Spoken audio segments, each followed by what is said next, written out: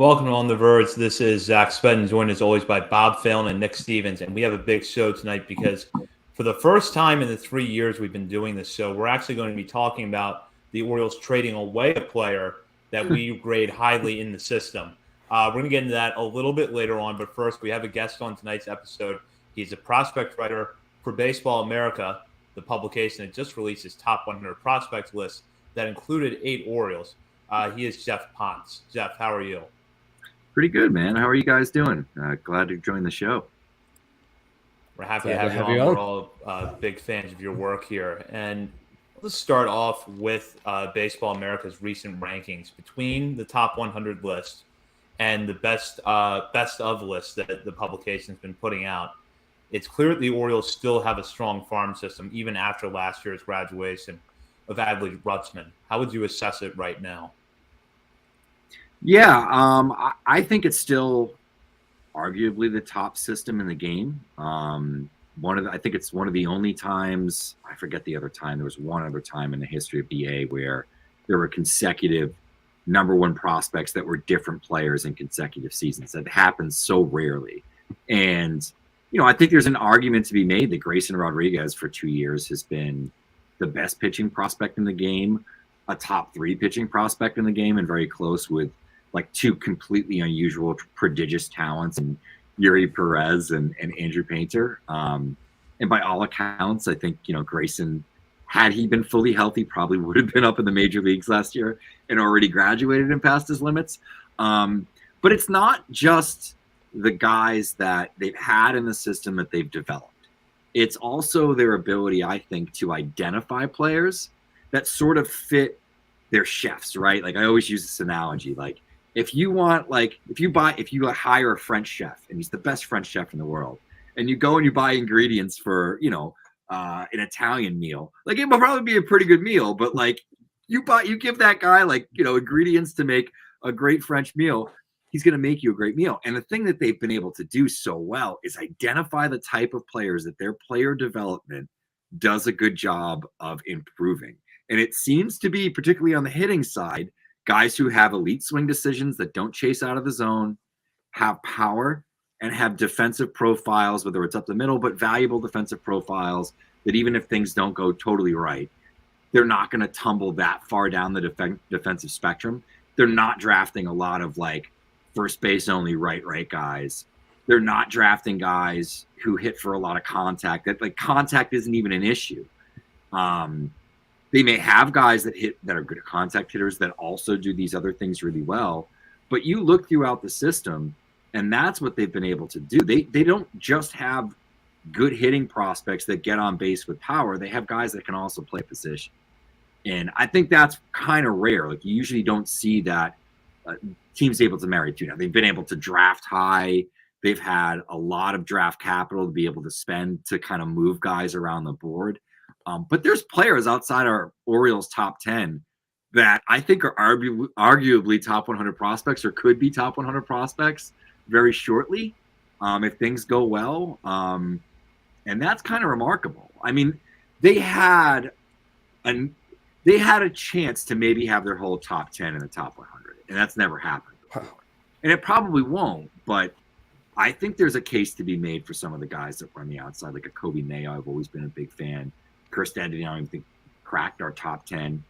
I think if Heston Kjerstad comes and mashes over the first 2 months, he's a top 100 prospect. We know what he could be, right? And he had this unusual thing happen. Are they going to start developing arms that project as more than relievers outside of Hall and Grayson, which, it's not the Elias group. So, I think that's what the big question is. But on the hitting side, they continue to hit they kill it. Their Jackson Holiday pick. It's funny. Because everyone remember the whole storyline of they're going to move guys around. They're going to move money down. They're not going to take the best player on the board. La, la, la, la. And we polled front offices. So GMs, scouting directors, AGMs. We talked to all 30 teams. We polled them on our top 100 list. And so the process is we do our top 30s. We put together the handbook. We send it out to press. We take a few weeks off for Christmas. We come back. We start compiling all of the grades together and the risk. And there's a deduction there and a point total. And then we rank off of that. and we rank based on where guys rank in the system. And then we send that list out to front offices with maybe 130, 140 players on it. And the feedback we got back on Jackson Holiday, who was already ranked like 30, 29, 28, like somewhere in that range, the feedback was like we got 12 different pieces of feedback that said move him up. We had some people who were like, he's a top 5 prospect. He's a top 10 prospect. He's the best player that was in that draft. And universally, everyone we spoke with pretty much preferred him to Drew Jones. So I think it kind of kills that narrative a little bit, especially when one of the other guys they've taken the number one pick was, I don't know, Adley Rutschman, who had like a 5-WAR season while playing like 2/3 of the year in the majors. Like, come on. So if they can get the pitching to come along, and I think there's strategy behind all the things they're doing. At this point, like, I've been beating the drum that this is the best. This is the next Astros, whatever. This is the next rebuild to believe in for 2 years. And it seems like people are finally like joining my cause. My youngest son wore an Adley Rutschman jersey to school today because he's an Orioles fan, because he watched Orioles games with me during 2020. And I was like, I'm from Boston, and I'm a group of Red Sox. And I'm like, this is the team to cheer for because this is going to be the best team. This is going to be the best team. And they were the AL East, and I believe that. And you saw everything go so much better than expected last year. That, I mean, I'm happy to talk about the Orioles because I think this is the way the team should be doing it. The way that they're identifying talent, the way that they're bringing guys in, they're using the metrics, and they're improving players within their own system. And it's not just the first round, the second round picks. It's the guys that are even on the fringes are better players. And that's what the Astros have done well. That's what the Dodgers do well. That's how you build a juggernaut, That's awesome. It's amazing to hear someone from a national perspective sit here and talk like that about these guys, and not just us. People call us crazy sometimes, but like among some of the national crew, we were kind of talking about this a little bit before we came on live, but you were fairly early up on the Gunnar Henderson hype train. What sold you on the idea that his hot start was a sign of sustainable improvements and that Gunnar Henderson was legit? Because we've talked before about going into 2021, we're like, this is a good prospect, right? But it wasn't the number one overall prospect in baseball, Gunnar Henderson, the guy that we watched in the major leagues last year. But what sold you on that early on? Yeah, I think it was a few things. Number one, like, we knew when Gunnar was drafted how like explosive he was as an athlete. And I think when we look at baseball athletes, I don't look at it the same as I look at a basketball athlete or, a football athlete. And even the football, right? It depends on what your position is. But like, I don't really care if you're the fastest guy in the field, and I don't necessarily care if you can jump out of the building. But like, what I care about is like adjustability, how well you move. And Gunnar is like an elite mover. Like the way he moves at the plate, the way the bat moves in his hand, how quickly he can generate bat speed, his first step, like some of those things, like you just see it. And he's always sort of had that. Then I started to get reports during 2020 because we were just looking for any information we could get at all. And I was getting reports that, the exit velocities and these sort of things that we were getting from the alternate site were like really loud. And I can remember somebody put it to me, this contact was like, so, Wander Franco has a 96% contact rate, right? But this is what his max exit velocity is. Gunnar Henderson's like the same age, and this is what his max exit velocity is. I'm not saying that he's better than Wander, that's what the guy said, but it's something to consider. And it was like, all right, yeah. I think you saw this, but then 2021 comes out. I have access to some data. We start to see the skills. Like, the contact is at a point where it really doesn't need to get much better. Sure, it could, but it's above that like 70, 71, 72% threshold that it kind of needs to be. Especially when you have a guy who's like looking to do damage. Like, I'm fine if you miss the ball sometimes. If you swing and miss, if you do damage and you swing at strikes and you don't swing at stuff out of the zone. And that's what Henderson has too, is elite chase rates. The guy keeps a real tidy zone. He doesn't get overly aggressive. And he's pretty young. So I think when you look at like age to competition sort of thing, some of that stuff might get even better as he gets more experience. He gets his, 1,000 plate appearances in the major leagues. He's going to be a better player than he is now. And the skills are there. The guy can play multiple positions. He can run pretty well. There's just not a lot that you can knock. He's going to strike out a little bit. Fine. Like, there's plenty of guys that strike out a little bit that do damage. It's so much more important than contact, honestly. It's swing decisions and being able to hit the ball hard and do something with it, right? So I think it was that, like, just the combination of skills, the feedback I was getting at the time, and just watching the player. It's pretty easy, and that's a big part of it. Yeah, the most impressive thing to me was that even though it was relatively small sample size, he had a better chase rate than Adley Rutschman did at the major league level last year, which is pretty crazy. But you talked about. Go ahead. No, it's nuts. I mean, like, his hard hit rate, I was just looking at it, his hard hit rate in the minors last year was 52%. 52% of the balls that he put in play were over 95 miles an hour. It doesn't even make sense.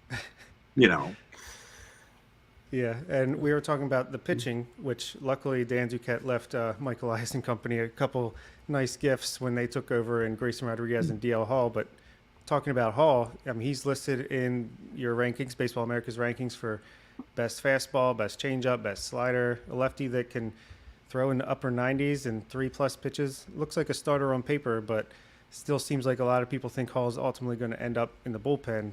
In your mind, what factors will determine whether he's a starter or a reliever? Yeah, and he's going to be on the in the best pitch mix article that wraps it up tomorrow. So he made 3 different pitches: fastball, slider. I could have included him in the curveball, but I was like, I don't want to write about him in every single article. And then the changeup, and he's got 4+ pitches. Like, on paper, it's 4+ pitches.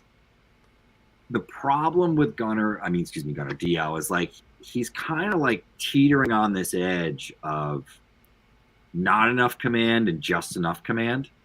That if there's improvements in that area, I really think that's what it is. I don't want to write him off as a starter. Most of pitching development happens at the major league level, right? Guys become starters and become pitchers at the major league level. It's just, no matter who it is. You pretty much got to get your teeth kicked in for at least a year before you get good, more often than not. And I think that goes for, like, you look at any ace in the game, they didn't become an ace like right away. There hasn't really been many Doc Goodens or whatever over the years. Like, nobody comes up at 19, 20 years old and dominates. So I think part of that might just be getting major league experience. He could be a bullpen guy for 2 years, and then the command starts to click into place and he works up over an off season as a starter.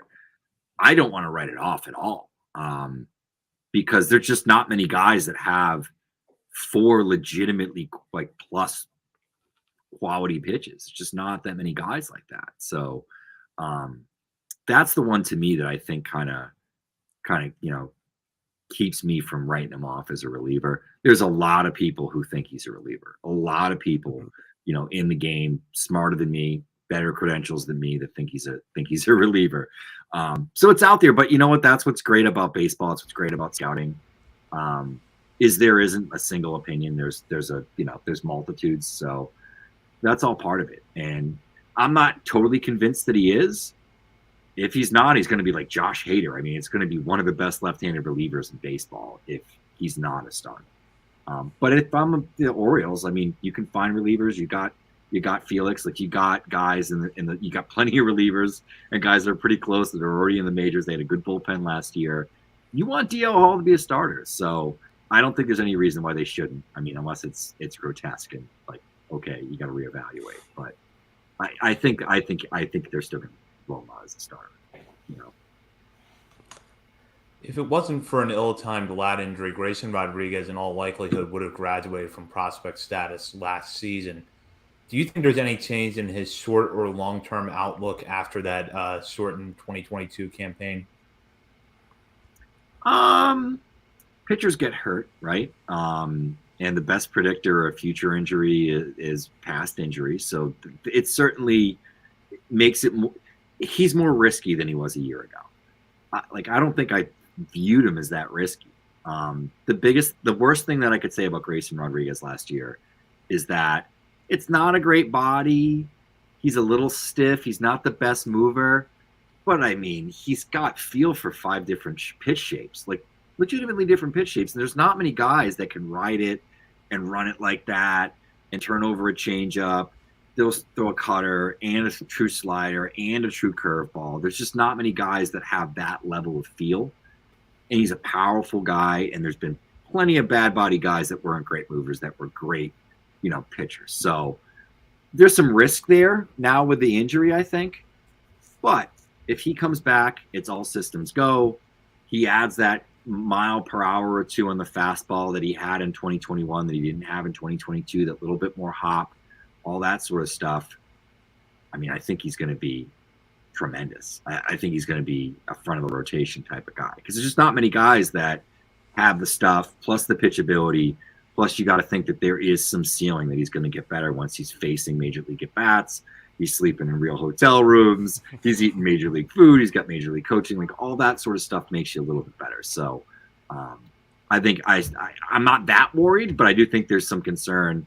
And there wasn't any question with like another starter to me last year. Like, there wasn't anybody else where I was like, it's Grayson and this guy. It was Grayson, really. Mm-hmm. Shane Baz. I mean, that's really who you were kind of putting up there. Now it's Yuri and Painter, and they're just so unique. I mean, we haven't seen guys that were 19 years old that pitch well in Double-A and, seemingly are ready for the major leagues before they even turn 20, Let's go back to the bats, and you talked about him a little bit there earlier, Jackson Holliday. What we saw coming into the draft process, or as the draft got closer, the hype began to rise a little bit. And then right after the draft, we pretty much heard from Mike Elias that he's not going to get to Delmarva. He's going to stick in Sarasota for the rest of this year. He ends up spending the majority of his time in Sarasota or Delmarva and played extremely well. The walk to strikeout numbers, phenomenal. It seems like we talked about this last week a little bit, that ourselves included and a lot of other Orioles fans may not exactly know what we have in Jackson Holliday. Like, just how good of a prospect is he right now, and what do you think his ceiling is in the major league level? I mean, talk about swing decisions, right? Right out of the draft, granted it's the complex, then you go to Delmarva, it's still a small sample size. He never chases. It's contact. I think he can stick at shortstop, or at least be in the dirt. I mean, with that team, there's so many good infielders, like, who knows? And he's going to add more power. He's still super projectable. I mean, he looks like he's 16 years old. He doesn't look very old, right? And you look at the rest of the Holiday family, these guys get pretty strong. I mean, there's 3 generations there of like ball players, right? And 2 of them are coaches now.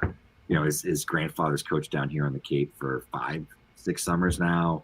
His father, obviously, borderline sort of Hall of Famer, MLB All-Star, and and then his uncle, who's coaches one of the best college programs in the country. So he's one of these guys that's just been around baseball his entire life.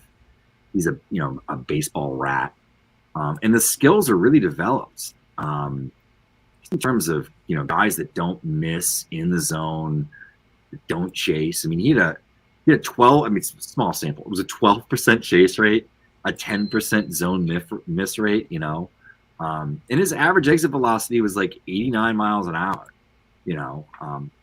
That's going to get better. He's going to get stronger. He's going to hit the ball harder. And he's going to have good pro instruction, good PD around him. I think this is probably going to be the number 1 prospect in the game. If it's not Jackson Chourio, it's probably going to be Jackson Holliday, right? So, as Josh Norris has been saying for a while, it's good. In Jackson, Maryland, it's going to be the battle of the Jacksons. Like, these are the 3 highest helium players right now, and they're all named Jackson. That's hilarious. Yeah, love that. Even after trading away Darryl Hernandez, who we had in our top 15 of at the bottom, I think we had him 15th in our updated preseason top 50 coming out. But even after trading him away, the Orioles are absolutely loaded with infield prospects, many of which are near major league ready, including the 3 that were in AAA to end the season last year on the top 100, Jordan Westberg, Connor Norby, Joey Ortiz. How do you see the team utilizing them with the likes of Gunnar Henderson, even Ramon Urias, Jorge Mateo, Adam Frazier already on the roster, and another wave of infielders right behind them, Kobe Mayo and Jackson Holliday? I mean, it's a good problem to have, obviously, but how do you see this playing out? I think that, certain guys are going to force their way in. If there's one thing that we've seen with the Orioles, there's a reluctancy to push guys to the major leagues before they're 40-man eligible. And if they are, it has to kind of be that year before, like that, that summer before, we're like, we're going to put him on the 40 right now, and he's better than the last guy, and he helps us fine. Like, once it makes sense like that, I think that's when we'll see how things shake out. So, I mean, you kind of got to follow the 40-man right now, where Gunner will be there. I think Ortiz will probably be up at some point this year. Westberg's still a year out, but it's like I said, it's that sort of funky period, right, where those 2020 guys, because they're not eligible until next year, right? Next year, right? The college guys, and then so those guys, I would think, probably sometime later this summer. The thing with the Orioles that kind of throws the whole thing into flux is the fact that they're kind of competing now, and I guess if they want to, and there's some question as to that, right? Do they feel they need to, bring in reinforcements and kind of not focus on the real window versus less earlier window than they had? That's probably going to play into it a little bit too, because I would imagine that with what they've got now, I understand that Jorge Mateo is not a strong offensive player. He's one of the best defensive shortstops in baseball. People still pay for that, right? So I don't know. Would they be able to trade him, even if it's for like a couple of prospects or a reliever or somebody else that just is an odd fit for another team? I don't know. It's kind of the same thing with Urias too, right? Where he's another guy that could potentially get moved, and then they can just call somebody up. So I think you sort of got to look at the 40-man roster, the way things shake out. Varver's up in the major leagues too. And he's a solid second baseman, kind of more of like a utility player. I don't view him as an everyday guy, though he hit pretty well at certain points. So it's interesting. It really, to me, it's like you just got to follow that 40-man path, and kind of like the Dodgers and the Rays do consistently. They're going to sort of trade out guys as guys become ready and let people answer that call. But I would imagine Ortiz is the first one up because he's on the 40-man roster already. And then followed by Westberg. And then, Mayo's probably another year or two out, I think, from consideration, unless he has a phenomenal year this year. I think we'll see some of the outfielders before we'll see, all these different infielders, frankly, outside of, like I said, Ortiz. Speaking of Mayo, he's one of the players who received top 100 votes but did not make Baseball America's top 100. Heston Kjerstad and Dylan Beavers are the other two Orioles that were in that category. Which of those three do you think is the closest to being on the list, and what do each of them need to do this season to ensure that they make their way onto it at some point this year as graduations within the current top 100 occur? It's probably Mayo, but I'd say that it's neck and neck with him and Kjerstad. The list happened before the AFL had completely happened. I think like if Kjerstad gets a full year, he gets to go to AA, hit in that ballpark, all that sort of thing, I think it could push him up. But that said, if Kobe Mayo is just as productive, he's younger, third baseman, like I think he's a legitimate third baseman too. I know it's often a guy that's going to end up moving to first base. I think he could play there long term. Westberg might be better, but I think that Mayo could play there long term. And yeah, I think that both of those guys could be on the list within the first couple of weeks of the season, because we have a whole group of prospects here that are going to graduate pretty quickly. Gunner's going to graduate pretty quickly. Corbin Carroll is going to graduate pretty quickly. Because of how we do our lists, Gabriel Moreno will graduate very quickly. And there's a few others. And as those guys start to move off, we have to put players on. And I would imagine Mayo goes first because he's ranked above Kjerstad. But I think those guys are, pretty good shot of being on the top 100 at some point by we'll say June 1st.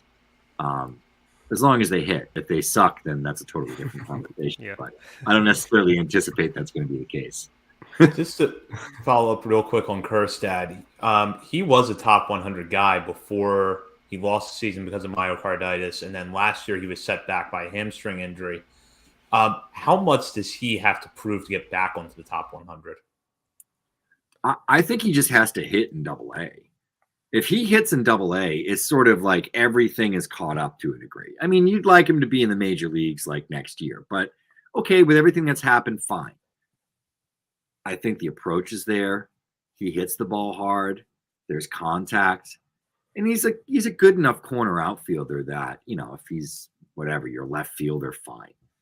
Maybe not left field in Camden now with that wall that shuts out. But yeah, I think it just has to hit. Like if he shows power and he's making contact and he's getting on base, it's going to be hard for people to deny it. And the other thing is, and this is something that we'll never know. It's hypothetical. He was one of the best college hitters in 2020.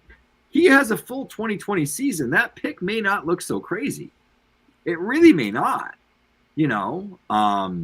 Especially when you look at how Spencer Torkelson has hit. And he has no defensive value at all. It wouldn't shock me if Kjerstad's better than Torkelson.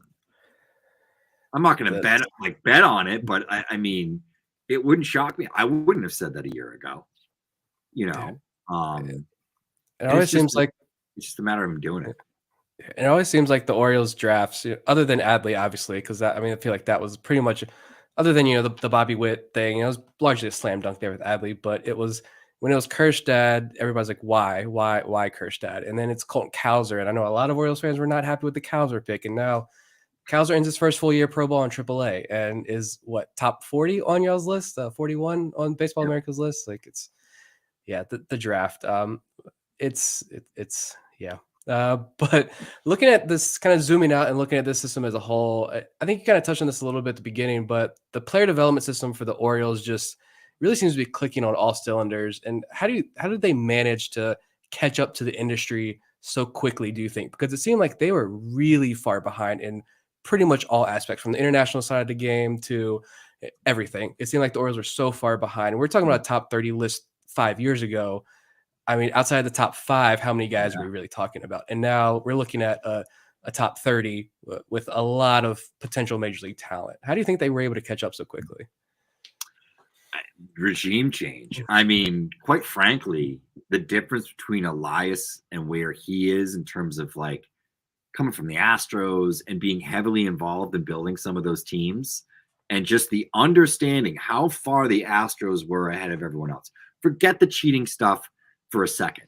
And even though it's probably part of how advanced they were, but think about all the little things. Think about the fact that they just won a World Series. Justin Verlander walked, and they still have a 6-man rotation, and it's entirely homegrown. It's the most homegrown World Series champion in 30, 40 years. And that's the guy that helped build that, came along, and you finally are spending money in the international market. I don't know why Duquette didn't spend any money in the international market. I've heard conflicting things. I've heard that ownership didn't want to. I even heard that it was a personal choice by the Angelos family that they didn't want to be involved in the international market, which I don't know if that's accurate or not. I have no idea. But they didn't do anything there. But even beyond that, the guys that they went after in the draft, the types of profiles that they went after in the draft are,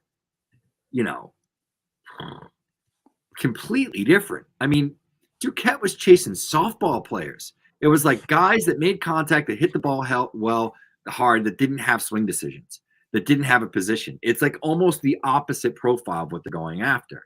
And, I remember the first thing, talking to some folks I knew that worked with the Orioles, and I said, what's the biggest difference between Elias and Duquette? And it was, things aren't standardized. Everybody has a blast motion sensor in the bottom of their bat.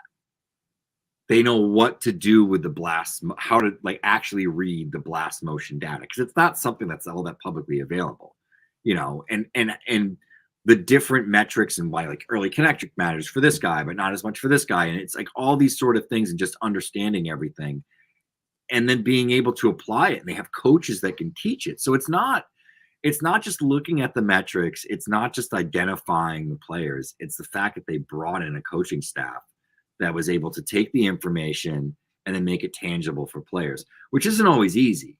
Like, I think people like look at players too often as robots and don't look at them as people. And you have to think these are baseball players that some of them didn't go to college. That doesn't mean they're dumb, but they're guys that didn't go to college that may have very old school coaches and very old school dads that maybe aren't in analytics. And you have to find a way to bridge that communication gap. And that doesn't mean that they don't want to get better or they don't trust it, but you have to get people to buy in. And that's probably some of the makeup stuff that I don't necessarily know, like what the process is behind the scenes with the Orioles. But I think it's a lot more than just the data. It's a lot more than just the identification. It's about, you know, having good coaches and having good coaches that can get buy-in from players. And I see the comment down the bottom. It's true. I mean, yes, like, but it's not standardized from rookie ball up to AAA. Like, there is individualized plans in terms of how these guys develop, you know, where I know like the Yankees, for example, they get onto things. They're like, everybody's learning a sweeper. You know, everybody's going to swing like this. Like, and they try to like kind of force square pegs in round holes at times where, at least from what I've been told and my understanding with folks that live in the organization, that they sort of look for baseline traits and then build around that. Like, I know the big thing with pitchers that they've been trying to target is guys that just throw strikes, like guys that have excellent command. And let's just turn in guys like their scouts, like turn in guys that have excellent command. And that's an interesting philosophy, right? Like, it's kind of what Cleveland's been doing, like guys that throw the ball, throw strikes and have different pitch shapes. Like, we can teach velocity. It's the lowest hanging fruit. So whatever. I mean, it just seems like they've figured out like their types and they're continuing to just sort of build around that.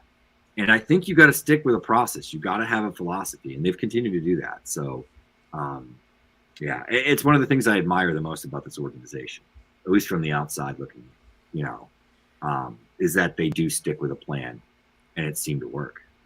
When other organizations are always changing philosophies and, you know, chasing players that just don't fit their player dev either. You know, more often than not, that seems like it hurts players, right? There's talented guys that just end up with the wrong team. Mm-hmm. You know? Yeah, so true. It's definitely something we've noticed over the past few years as well. And the last player on the top 100 that we haven't talked about yet is Colton Kuser, in depth at least. And, you know, what an interesting profile. Gets drafted as a contact-oriented. Is he going to have enough power? Is he going to stick in center field? And all of a sudden, he's striking out a lot, hitting home runs, a lot of doubles. He seems like a 3 true outcome player, but great walk rate, great swing decisions, it seems like. What's the upside there? And Elias also gave an interview, I think today or yesterday, that he expects him to make his major league debut this season. So seems like he's on the fast track to the majors. Yeah, and I think the fact that he has some supporting skills in terms of being able to play a defensive role, and it's valuable in the outfield where, you know, I think they have some guys that you could maybe argue a few of them potentially are more, I don't know, platoon type of guys. I don't necessarily want to put that fully on them, but I think that, you know, like, I don't know if I want to play Kyle Stowers every day, you know. If they could move Anthony Santander and get some good players back, like, maybe that piss some people off. I don't know. Like, I don't think that'd be so bad. Like, you more or less develop this Rule 5 pick into something, and, you know, you have guys that you can bring up who can impact the baseball that actually take walks. So yeah, I mean, you look at a guy like this and it's just like, he could probably be up major leagues day one. The swing decisions are excellent. They've always been excellent.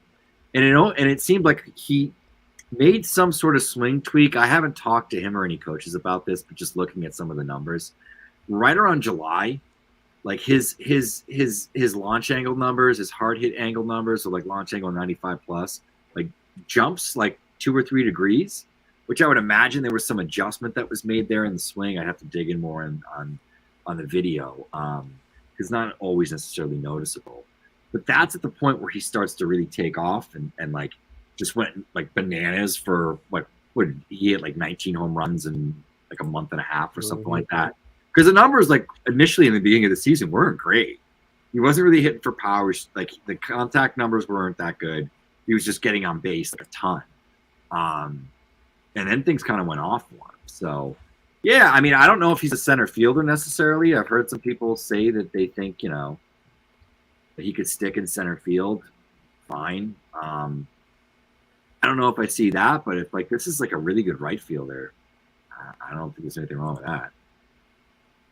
Yeah, certainly not. And switching to the pitching side, it seems like, like you were talking about, they have their profiles that they like. They want a hoppy fastball. So it seems like you have to be 6'3" or taller to get Michael Elias's attention these days. They want to teach a sweeper. Maybe they feel comfortable teaching changeups to people. But what do you make of the Orioles' philosophy when it comes to building up their pitching in the minor leagues through the draft? It seems like they only, with some exceptions here and there, they're going in day 2, day 3 of the draft. They're going after pitchers with their profiles and targeting pitchers like Cade Povich, Chase McDermott in trades.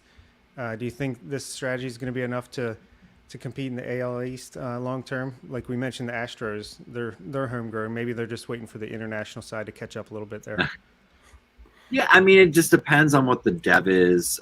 They haven't gone after like a ton of high-end arms, like you've said. It's mostly been college guys, right, that are a little bit later in the draft. Eyes that throw strikes, different pitch shapes. They're definitely looking at data. I think that they are probably more model-driven.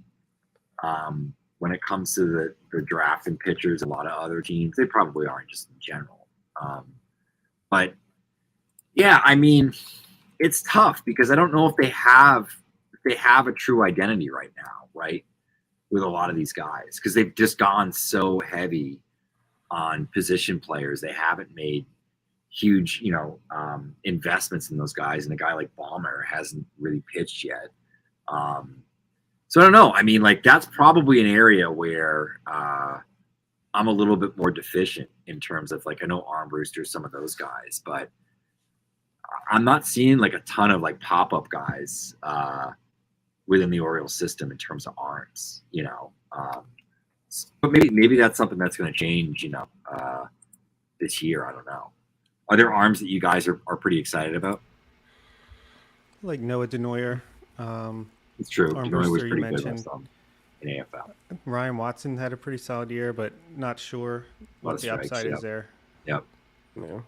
Carlos Tavera is my guy that I'm looking. He scares me a little bit. Walk issue. Is he a reliever starter? I don't know if he can stick as a starter, and Tavera's a guy I know the organization has really been pumping hard the last really 2 years at this point. But he's got a crazy pitch too. Like, is it a slider? Or does he have a wacky curveball? It's a slider. Slider, right. Probably, yeah. Because I can remember writing him up. I'm like trying to look right now. And he was a guy that popped to me as I was like updating the Orioles board later in the season. Let me see if yeah, we don't have a report on him, so I must not have ever published it. And I was looking at like their draft now, because honestly, like a lot of I just know hitters, even like guys late like Carter Young, they just haven't gone after like a ton of pitching, right? Yeah. Well, speaking of Carter Young, there, I think wasn't it you that broke the news that he was signing with the Orioles? What? Yeah, I broke the dollar value too. What do we make about Carter Young and what he brings to this organization? Well, I think they could. I'm guessing they must have not been able to get the Nolan McLean deal done, right? Mm-hmm. And maybe that was why it happened. But another guy with good swing decisions. He hits the ball hard. He was a good defender. And then he had a shoulder injury, and he never really got right after that. Like, he was a guy we projected as a first rounder heading into that summer. He wasn't right, like, late in the season, and that's when, like, the strikeouts went crazy.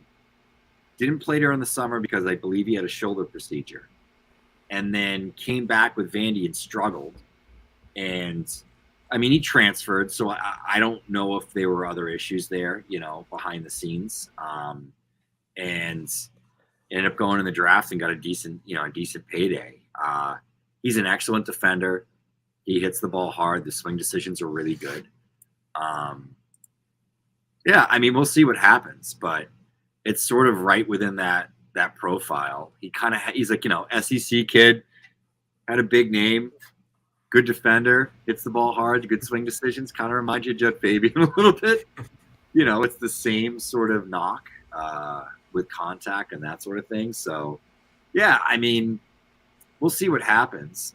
It's sort of a no-risk pick, though, for sure. So I think it's actually a good segue to this question, which is, when you look through the Orioles system, are there any guys that stand out to you as being kind of under the radar names? Yeah, it's funny. It seems like less and less than there had been in previous years, because a lot of these guys have popped out. I know we haven't really seen him a ton because he's been injured.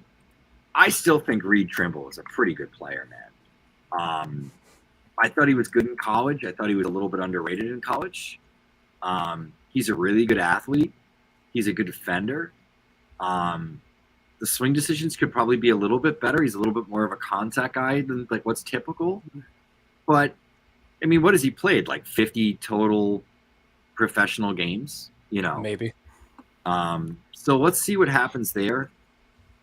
I liked John Rhodes. I liked the swing when I saw him in the Cape. I thought he was going to be good.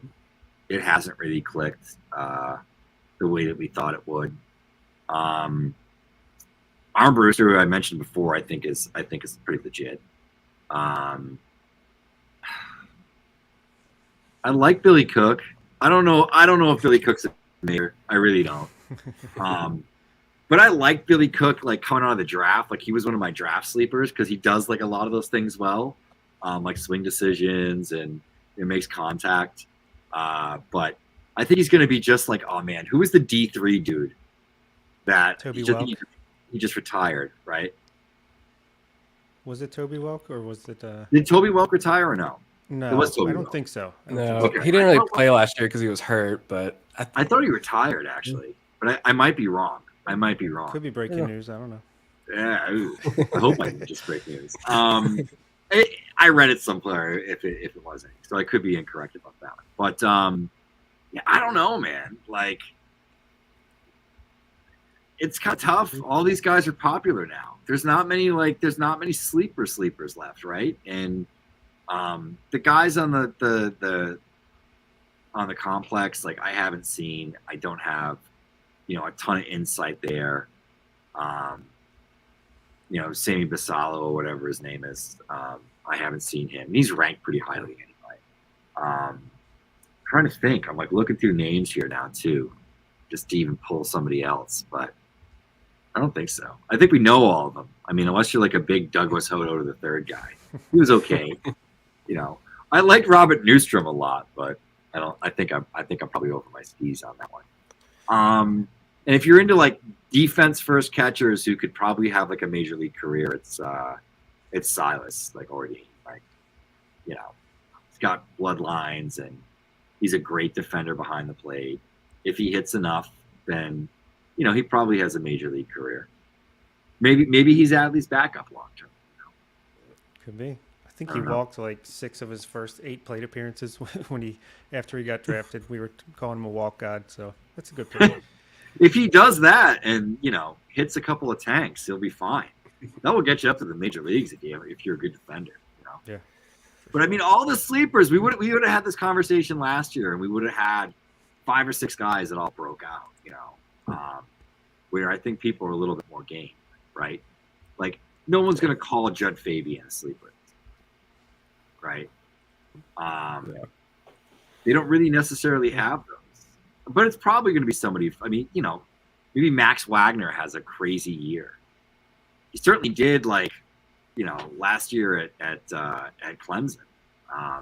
If those skills carry over, maybe that guy pops. I don't know some of the later guys in their draft in terms of guys that I saw on the Cape or anything like that. Andrew Walter's kind of interesting, I guess. I mean, there's some names here, so we'll see.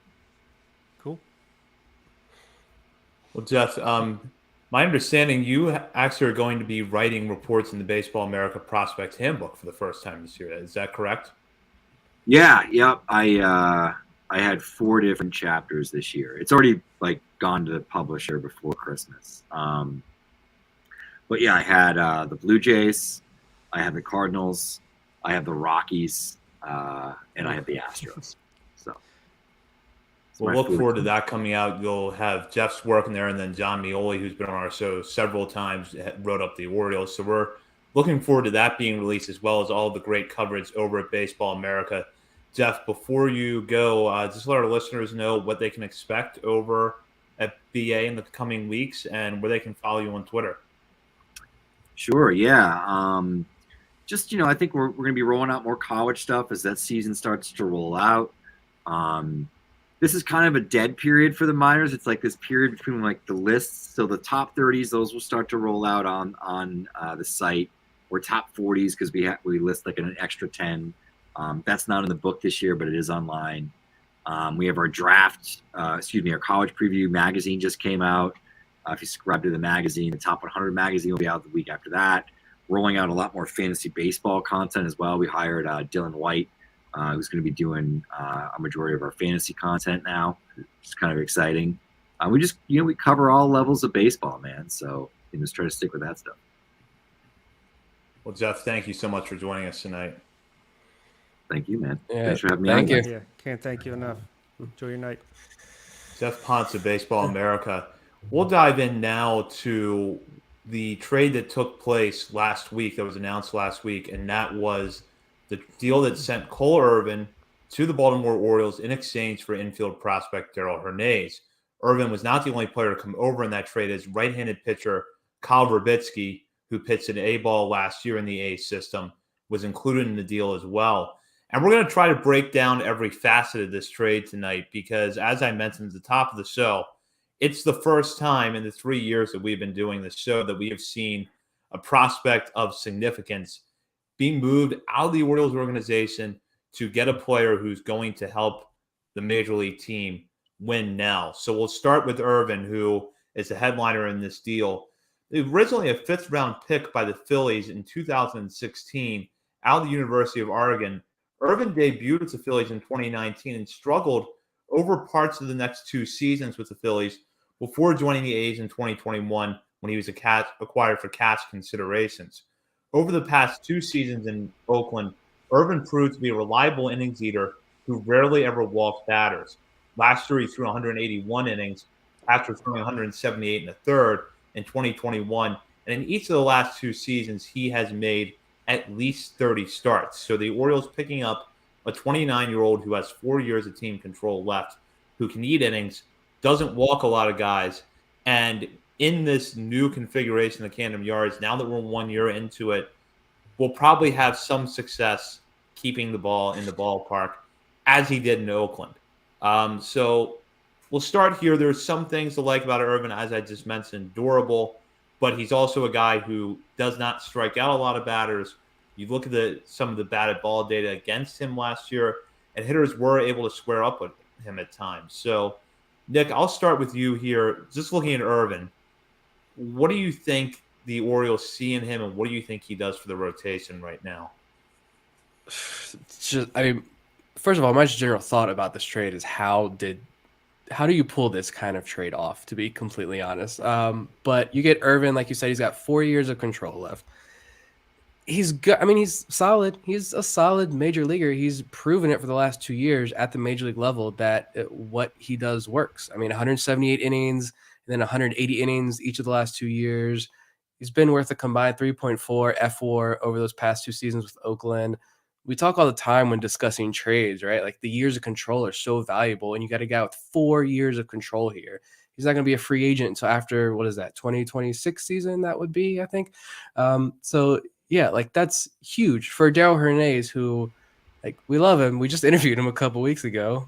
This is becoming a trend of us interviewing guys and they get traded or cut at this point. But for Darell Hernandez, who was the 6th best shortstop or middle infield prospect in this system, right? But I guess with Irvin, I think at a minimum, he is an experienced MLB arm who can be a reliable placeholder over the next year or two, while we see, like, was Dean Kramer's rebound last year for real or not? Was Bradish, is he a rotation fixture or not? Like, let Grayson take his lumps. Geoff just mentioned that interview. You know, it takes guys time when they get to the majors. They're going to take their lumps. They're going to get beat around in the beginning. Let Grayson figure it out. Let's figure out what DL Hall is. Let's let John Means come back from his injury.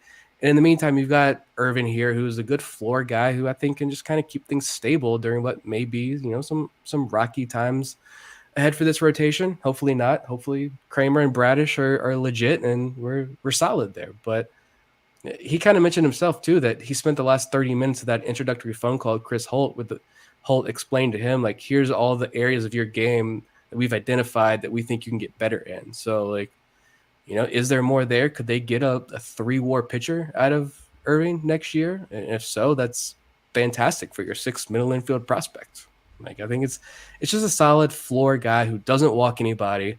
Yeah, the strikeouts aren't there, but he's got a fantastic defense behind him with Gunner and Mateo and a Gold Glover and Urias, who knows where he's going to play if he's going to be on this lineup. He's a Gold Glover, Mountcastle, speedy outfield, Rutschman behind the plate. He's got a lot of tools behind him. So yeah, strikeouts aren't there, but the walks aren't either, and he's got a good defense to pitch behind him. So I think the odds of seeing an improved Irving are fairly solid. Yeah, it was that last point you said that got me the most excited about this trade. My initial reaction was, oh, the Orioles traded for a starting pitcher and they traded away a prospect. And then I saw it was to the A's for Irvin. I was like, oh, you know, not the top of the line guy that I was hoping for.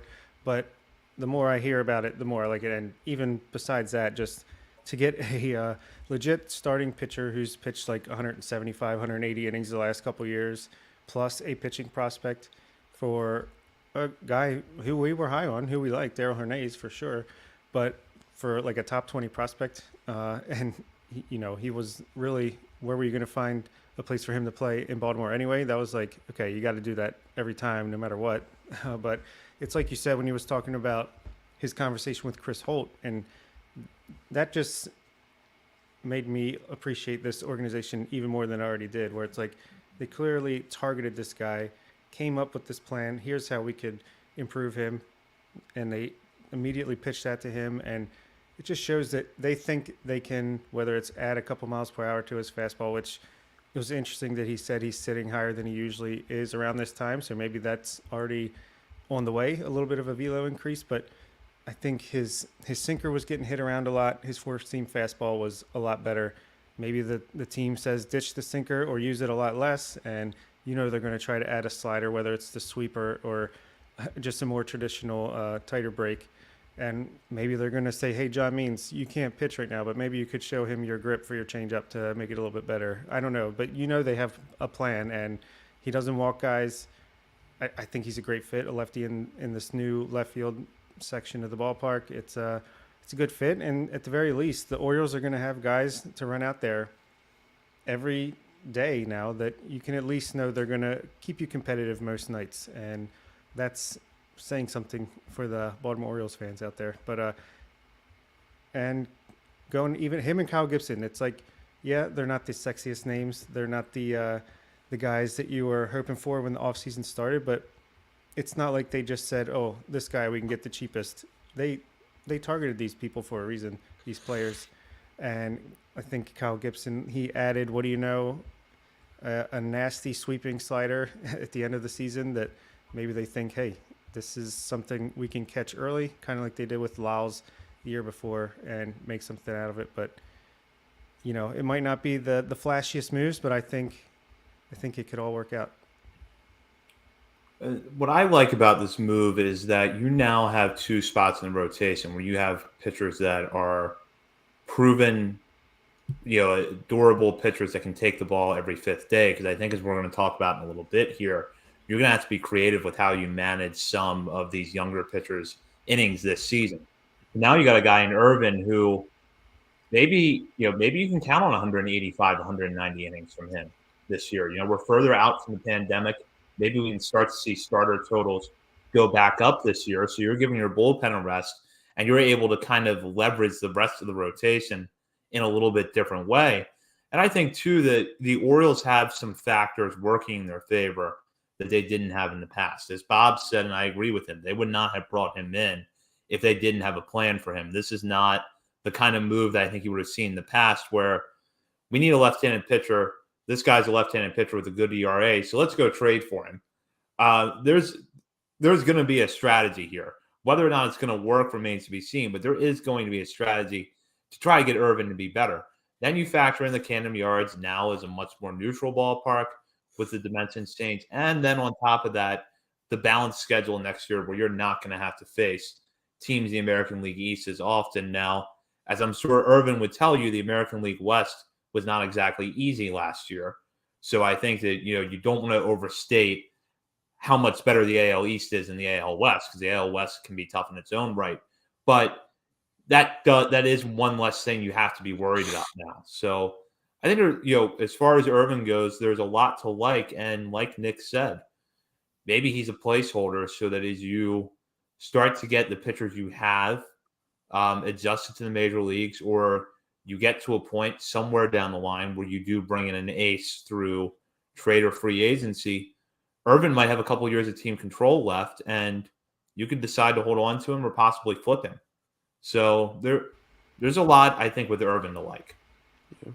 He even has a minor league option available, I think, too. So, hopefully we don't have to use that, but it's still there. If you would have told me the return, I don't do the mock trades. I hate them. I get flashbacks to when I was writing at some BS website many years ago, and they just push that crap on us. But I hate it. I whatever. So I don't really know a good comp here or whatever. But if you would have told me this is the return the Orioles are getting, they traded an infield prospect. Take a guess who it is. I probably would have guessed at least Joey Ortiz, to be completely honest.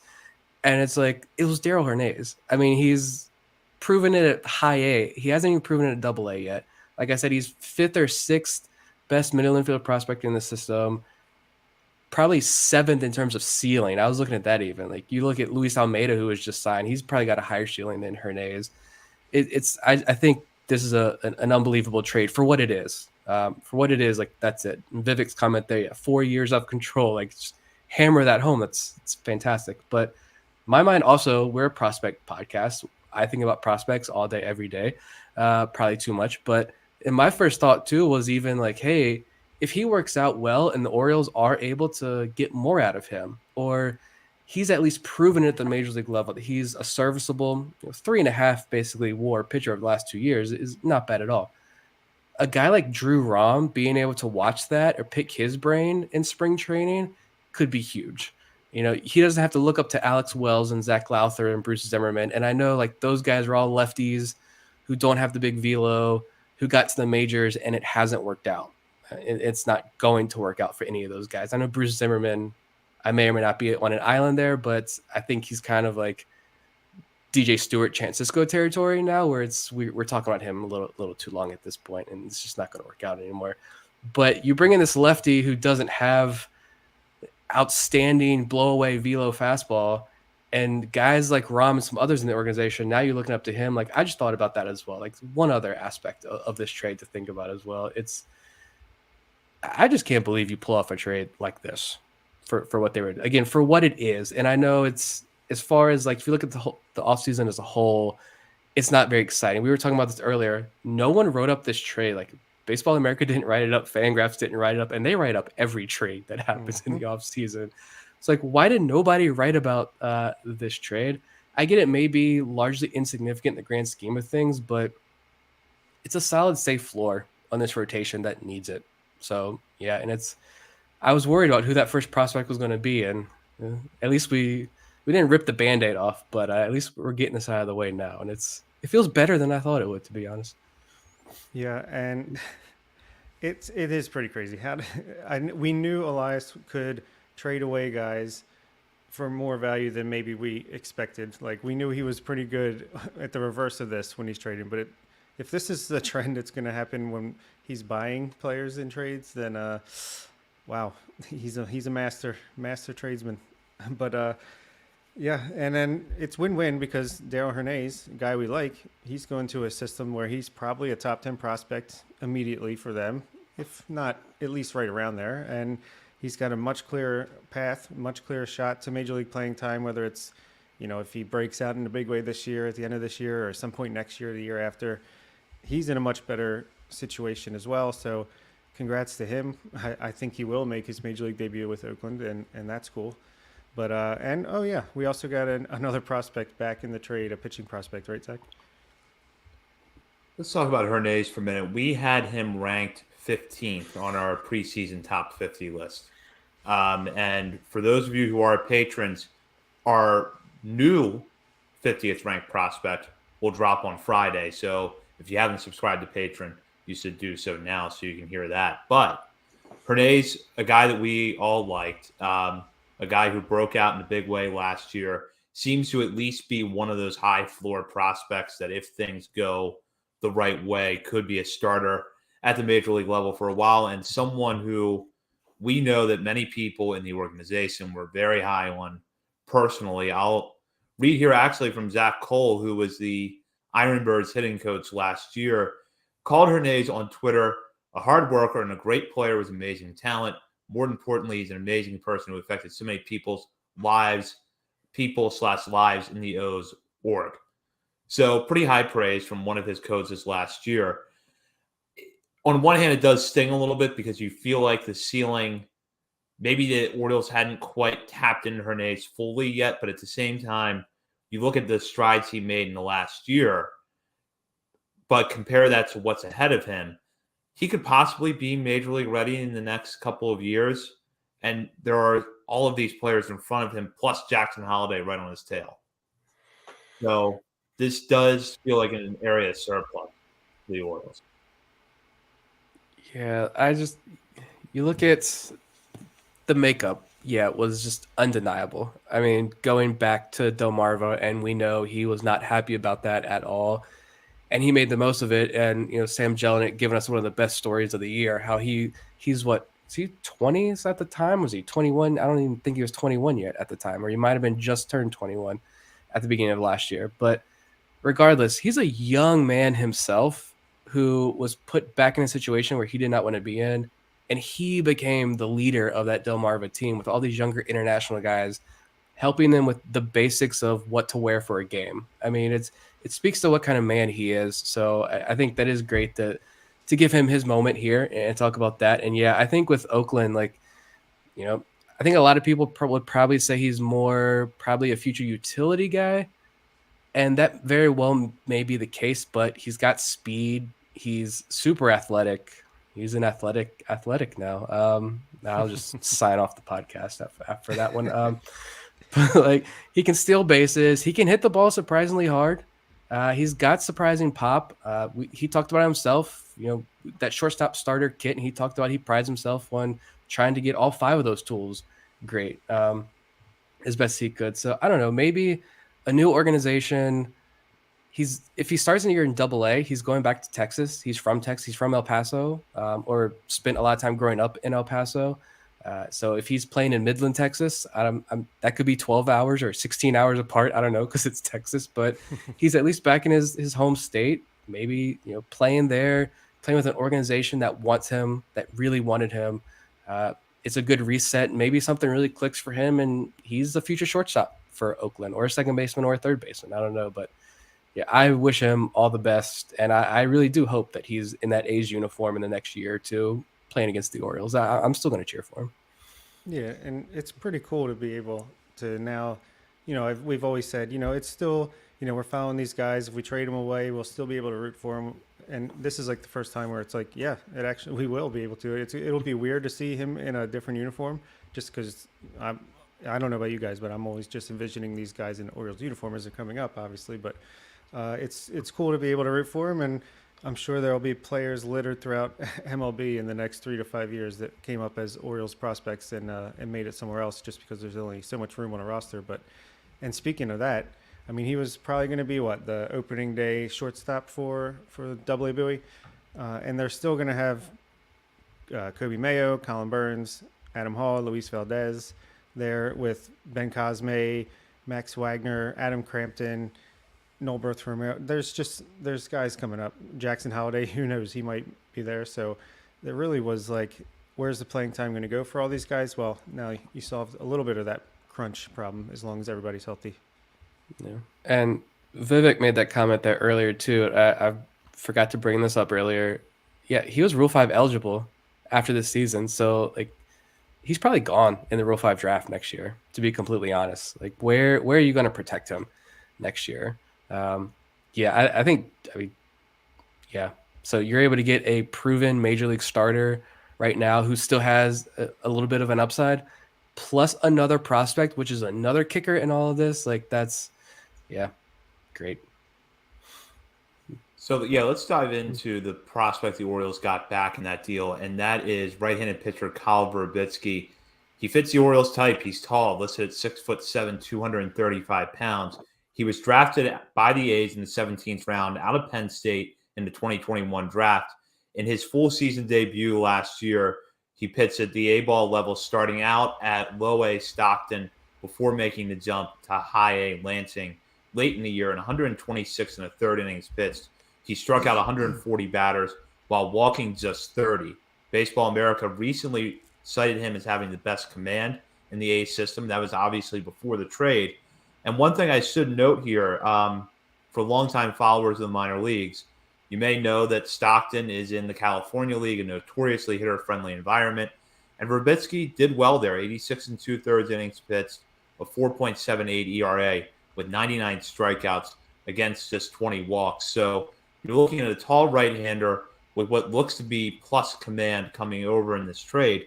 We don't know a ton about Verbitsky at this point, but still a guy with an interesting profile, probably someone you would slot in the high A Aberdeen's rotation to start next year.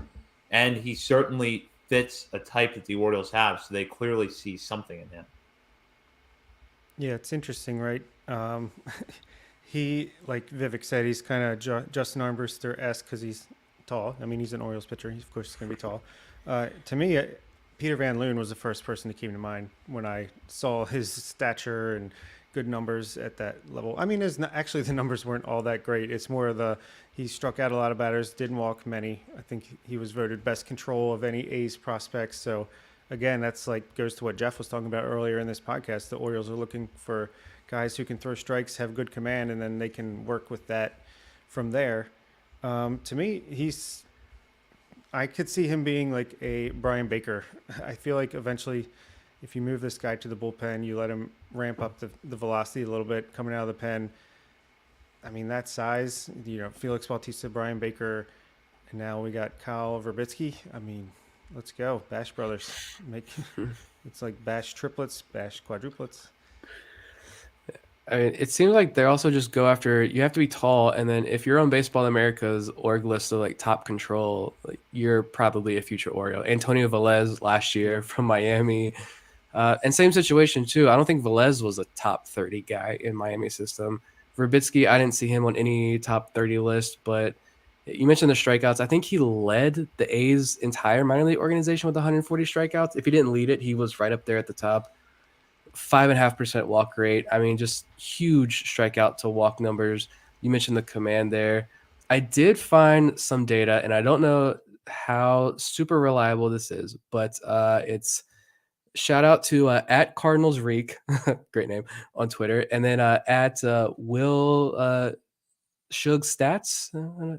I know I've seen him around on Twitter, but both these guys do a great prospect work. If you find them, they actually put out a graphic after the trade. Again, I don't know how accurate this data is or anything like that, but according to their graphic, Verbitsky, essentially a 92-mile-an-hour fastball, 86-mile-an-hour changeup, which is the second most used pitch. Then he throws a slider about 84 miles an hour and a 78-mile-an-hour curveball. Good swing and miss and chase rate numbers on all those pitches. And he also had, for Verbitsky's fastball, even though it's only 92 miles an hour, it had a 20.2 IVB. And according to Geoff Pontes at Baseball America, who he had those like best fastball, best slider, all those articles at Baseball America, in to preface each of those articles, he kind of does like a vocab section. And so if you aren't familiar with IVB, which I am not very much educated on that when it comes to fastball trait, but it determines how much a baseball moves up or down from a central point of zero. And so it's good forcing fastballs. This is quoting Geoff's article here. Good forcing fastballs average between 17 to 18 inches of induced vertical break. Anything above 19 inches is considered elite. The pitchers capable of hitting 20 inches of induced vertical break are in an upper echelon. And according to this graphic, Verbitsky's is 20.2. So, I mean, take that for what you will, for the limited information we have about him. So you're saying he's got a hoppy fastball? Trademark. Little bit. Little bit.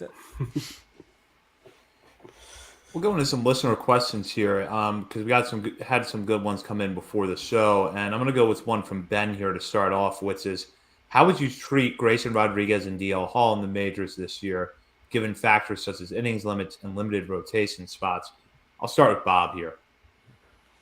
Yeah, it's a very interesting question. It's going to be quite the spring training battle for starting pitching. I mean, you would assume it's going to be Kramer, Bradish, Irvin, Gibson. Those four probably locks considering health.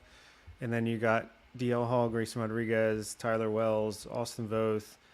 John Means is coming back eventually. So, yeah, I think you could do 6-man rotation maybe and have Grayson and DL, or Grayson and Wells, or that's one option, or a tandem, maybe Grayson and DL day once a week. Yeah, sign me up for that. That'd be fun.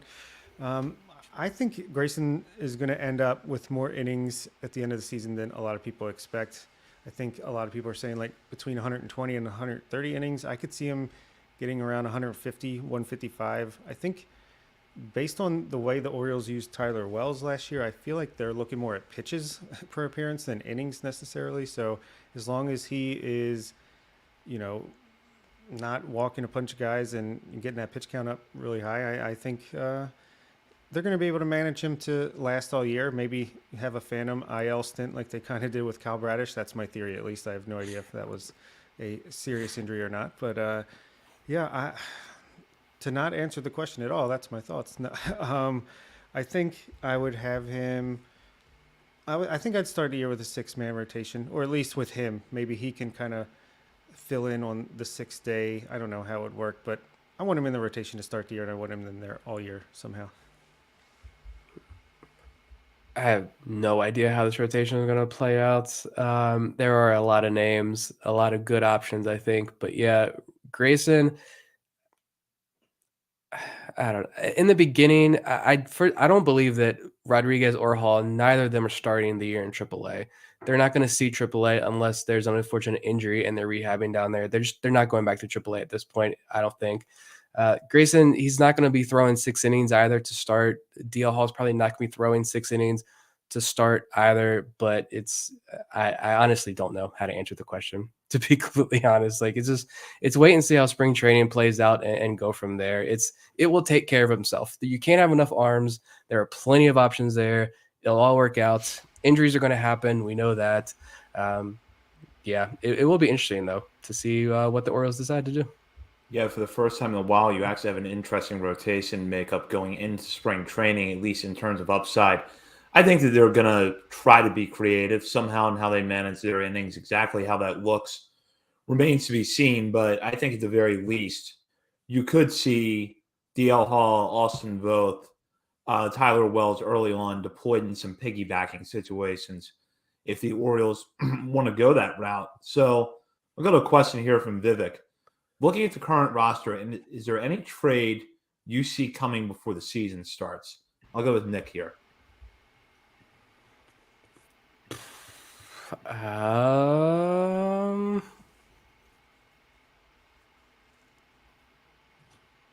Just dead air. I don't really know. I could see maybe one more trade happening. I don't think it would be a blockbuster type deal, though. Probably like a fringier type move. Probably moving a reliever. I mean, we talked about that a lot. I mean, the bullpen is still so stacked. And then, yeah, depending on what the Orioles want to do, like if they think that DL Hall is going to work more out of the bullpen, then yeah, all right, you can probably move one of these pieces. You've got Michael Givens, who's a safe option that they brought in. So yeah, if I'm going to just repeat what I've said before, that if you think Ciano Perez overperformed a little bit, then maybe you try to move him. Or Politi, I know you just took him in the Rule 5 draft. I don't really know where he fits in. If another team may have been interested in him in the Rule 5 draft, you can shop him. That'd be great as well. I don't see Tate getting moved. Maybe Baker even. Sell high on Brian Baker. If I had to take a guess, it'd probably be a reliever. I don't think they trade Mateo, and I don't think they trade Arias before the season starts. Interesting. I kind of do think they'll trade one of them. I think there could be a trade or two. Nothing blockbuster, like Nick said. I don't see, unless they have plans to combine Jordan Westberg and Dean Crate. Maybe they traded for Irvin so they could trade another starter for a bigger starter. I don't know. That doesn't really make sense to me. So I could see a couple lesser trades. Like, I still am not sure if Austin Hayes is on the opening day roster or in the organization by the time. That's a great one. Trade him tomorrow. Forgot that one. Same with, like, I feel like you can trade one of Arias or Mateo. Mateo, I feel like maybe you keep him around because if he starts hot with the bat and keeps that elite defense, his value is going to go up significantly there potentially. And I do think there's going to be another Tanner Scott / Cole Saucer type trade where it's maybe Keegan Aiken and Joey Crable, or Keegan Aiken and somebody. I could see Keegan Aiken get traded. That's what I'm trying to say. But yeah, I do think there'll be a trade or two before the season starts. Yeah, I don't expect a blockbuster move from the Orioles in terms of trades until the deadline at this point. I think if you look around the game, and evidence of this is kind of in the Pablo Lopez trade, which I didn't really see the makeup of that deal coming. I wasn't surprised he ended up in Minnesota, but I didn't really see the makeup of that deal coming where the Marlins threw prospects into the deal to get a proven major league bat back in return for Lopez, which, they want to go for it. I don't think that's going to work for them, but okay, let them try it. If you have enough teams thinking in that mode right now, it's going to be really hard to pull off a blockbuster trade between now and spring training. So I agree with you guys that if you see a trade, it's going to be from an area of surplus like the bullpen, where maybe there's that like one part of the roster where they feel like they're a little deficient in spring training or just going into camp, and they move a reliever to try to round that out. So go to a question from Patrick.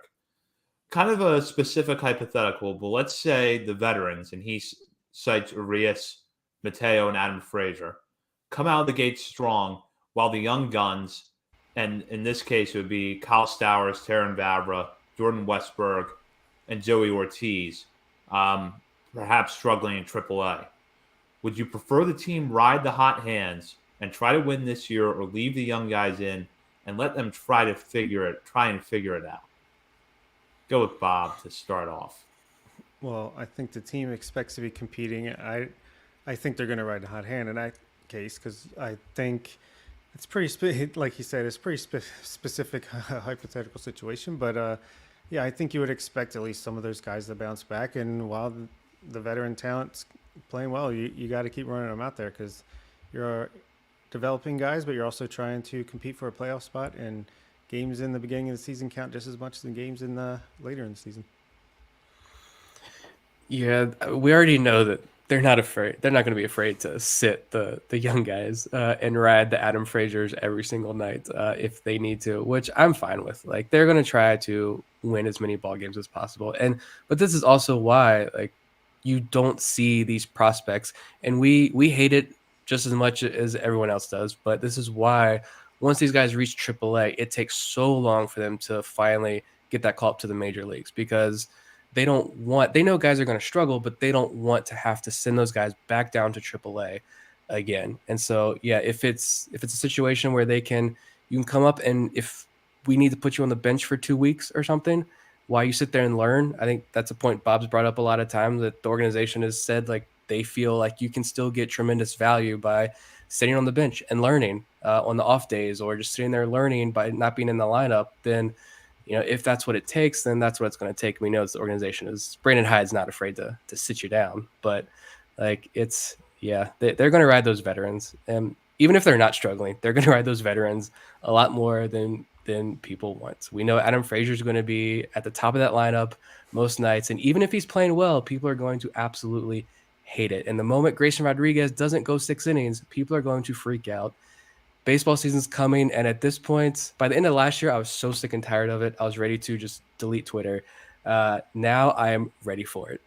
Bring it on. Bring on the daily fighting and chaos on Orioles Twitter, because it's been a long winter. One thing the Orioles have shown, and we saw this repeatedly last year, is they're not afraid to go with what they know works for them. Rougned Odor was never the hot hand at any point last year for any meaningful stretch. But the Orioles knew that they could make it work most nights. They could win games with Rougned Odor at second base. And, I think Brandon Hyde did like Odor's defense on double play situations.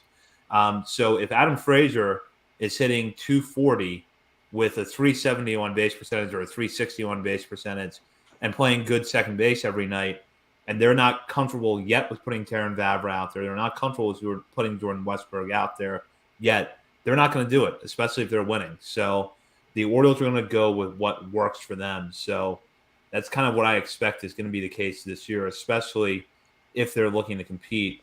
I'll go back to Vivek, which is this question. What would be your most favorite / ideal headline coming out of spring training?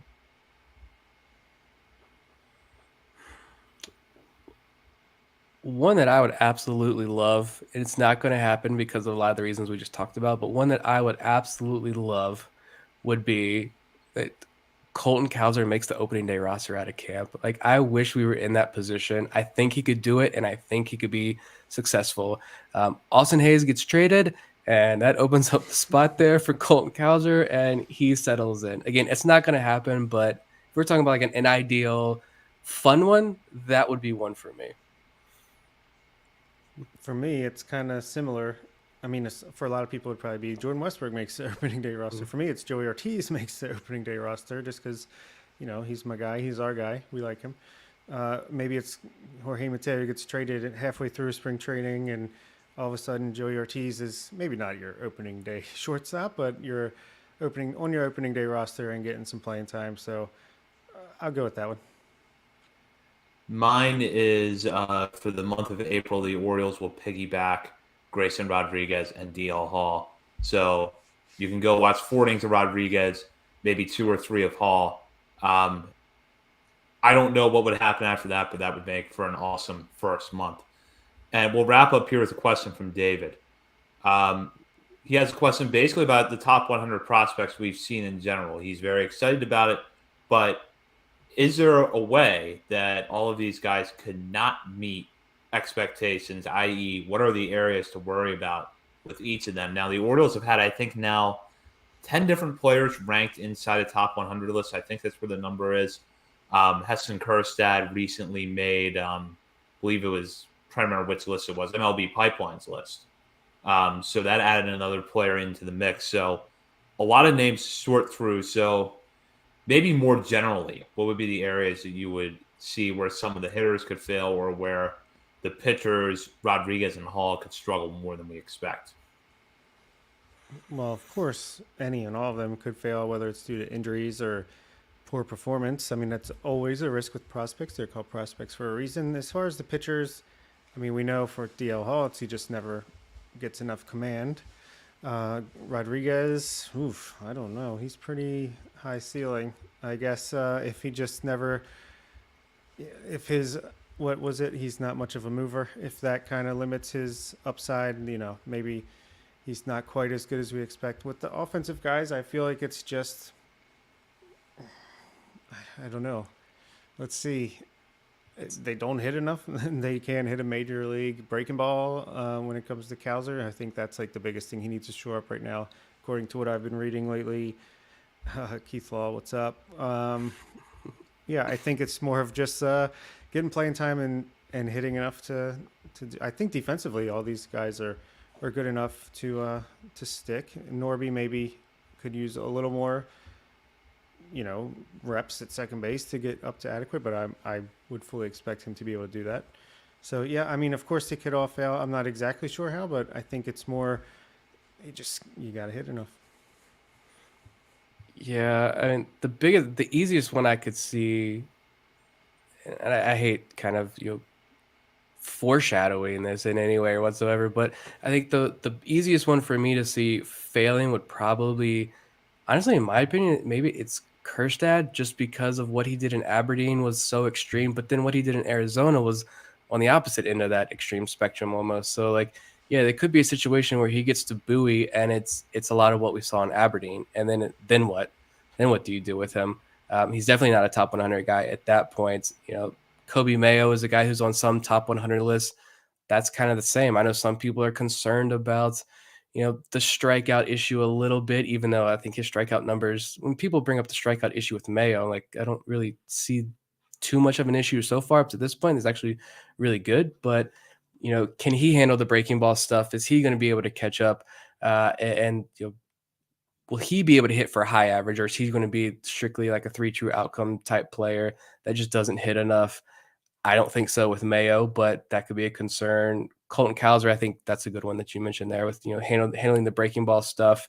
Maybe the strikeouts do become too much of a bugaboo for him again next year, like we saw in Aberdeen at the beginning of the year, and that doesn't work out. You know, Grayson, is he actually an injury prone pitcher at this point? You know, it's a lot of what ifs. You know, it's temper expectations is good. It's a little bit harder when someone like Geoff comes on and kind of shares our excitement in a lot of these guys. But yeah, a lot of with the one that I'm thinking of that is super tough is Jackson Holliday. Like I cannot give you anything right now because I am becoming so high on Jackson Holliday. Like I need someone to temper my expectations with Jackson Holliday, to be honest. And if he comes out hitting really well in Aberdeen, it's going to be through the roof at this point. Yeah, I agree. You know, you can look through every player and find something to nitpick. I'm sure if you really wanted to sit down and take the time to do it, you could find something to nitpick with Gunnar Henderson. Yeah, you're going to find something there, but I think that the main thing for all of these guys is health. And then with Kjerstad in particular, I think Nick brought up a good point, which is that we did see a lot of extremes from him last year, and we still really don't know who he is quite yet as a hitter because he's had so little time professionally. Not to mention that he was a guy who had a strikeout risk at Arkansas. It looks like in the COVID-shortened season that was calming down a little bit, but he did have a strikeout profile in his track record in Arkansas. So that's going to be the big thing with him. Mayo, I think it's specifically just can he adjust to Double-A quality pitching? I think he will, but there is a learning curve there, much like with Kjerstad at High A last year. So you can look through it. Then with DL Hall, who we talked about earlier on this show, there is elite stuff there. There is no question about that. But you have to figure out, is he going to be a reliever? Is he going to be a starter? And regardless of what role he's in, is that command going to be good enough for him to be effective? If you want to take the glass half empty version, the answer is no. But I'm not going to fall in line with some of the really bad takes that were out there on Orioles Twitter last year about Hall late in the season and say that he's, you know, some version of Tanner Scott or something. I'm not going in for that. So he's going to be good. It's just a matter of figuring out what the role is going to be. And that's where you'd probably temper your expectations.